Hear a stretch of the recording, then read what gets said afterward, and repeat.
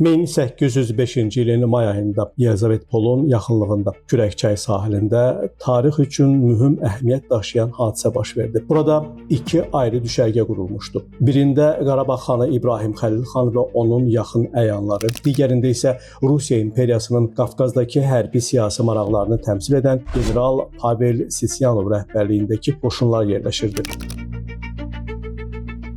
Uzun sürən siyasi danışıqlardan sonra 14 may 1805-ci ildə tərəflər arasında tarixə Kürəkçay müqaviləsi kimi düşən sənəd imzalandı. Müqavilənin giriş hissəsində qeyd olunurdu ki, Qarabağ xanı İbrahim Xəlil xan öz ailəsi, varisləri və hakimiyyəti altında olan torpaqlarla birlikdə Rusiya imperiyasının himayəsini qəbul edir və imperiyanın təbəliyinə keçməyə razılıq verir. Bununla İbrahim Xəlil xan yalnız öz adından deyil, həm də gələcək nəsillər adından İran daxil olmaqla digər dövlətlərdən asılılığı rədd etdiyini bəyan edir. Kürəkçay müqaviləsinin maddələri Qarabağ xanlığının siyasi gələcəyini köklü şəkildə dəyişdirdi. Müqavilənin birinci maddəsinə əsasən xanlıq müstəqil siyasi subyekt kimi fəaliyyət göstərmək imkanını itirir. Xan yalnız Rusiya imperatoruna sədaqət andı içirdi. Bu faktiki olaraq Qarabağ xanlığının suverenliyinin məhdudlaşdırılması deməkdir. Sənədin digər maddələrində Rusiya tərəfi xanlığın ərazi bütövlüyünə təminat verdiyini bildirsə də, sonrakı hadisələr göstərdi ki, bu təminat daha çox imperiyanın siyasi maraqlarına uyğun şəkildə şərh olunurdu. Xanlığın xarici siyasət sahəsində müstəqilliyi tamamilə məhdudlaşdırıldı. İran, Osmanlı və digər qonşu dövlətlərlə əlaqələr yalnız Rusiya vasitəsilə mümkün idi. Hərbi baxımdan da müqavilə Qarabağ üzərində imperiya nəzarətini gücləndirdi.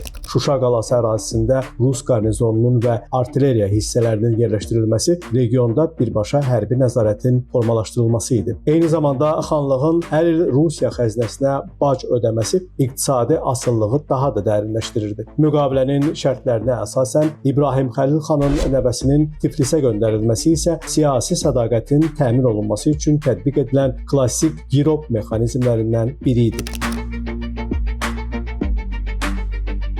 Kürəkçay müqaviləsi yalnız Qarabağ xanlığının deyil, ümumilikdə Azərbaycan torpaqlarının taleyində dönüş nöqtəsinə çevrildi. Bu sənəd sonradan Cənubi Qafqazda Rusiya imperiyasının möhkəmlənməsi və Azərbaycan xanlıqlarının mərhələli şəkildə siyasi müstəqilliyini itirməsi prosesinin toxumu oldu.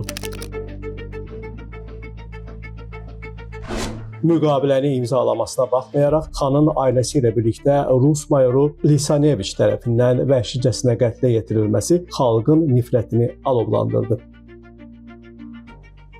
Azərbaycan xalqı bu asılılığı dərhal qəbul etmədi və müxtəlif dövrlərdə buna qarşı narazılıqlar və mübarizələr baş verdi. Sonrakı illərdə Çar Rusiyasının müstəmləkə siyasətinə qarşı müxtəlif üsyanlar baş verdi. 1830-cu illərdə Şəki, Quba və Lənkəran bölgələrində üsyanlar qeydə alındı. Bu çıxışlar əsasən yerli idarə etməyə və ağır inzibati qaydalara qarşı idi.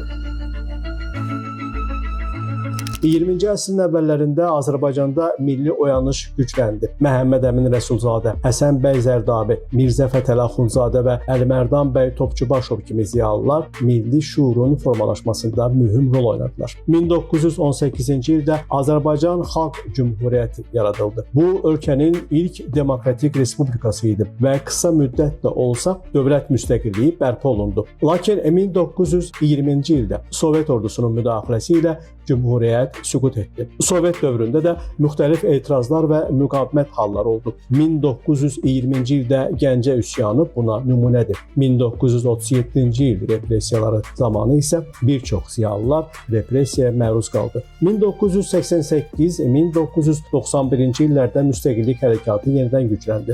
Xalq meydanlarda azadlıq tələbi ilə çıxış etdi. 1990-cı ilin 20 yanvar hadisələri bu prosesdə mühüm və faciəli mərhələ oldu. 1990-cı illərin əvvəllərində ölkədə siyasi böhran hökm sürürdü. Heydər Əliyevin hakimiyyətə qayıdışından sonra dövlət idarəçiliyi sabitləşdirildi və iqtisadi inkişaf üçün əsaslar yaradıldı.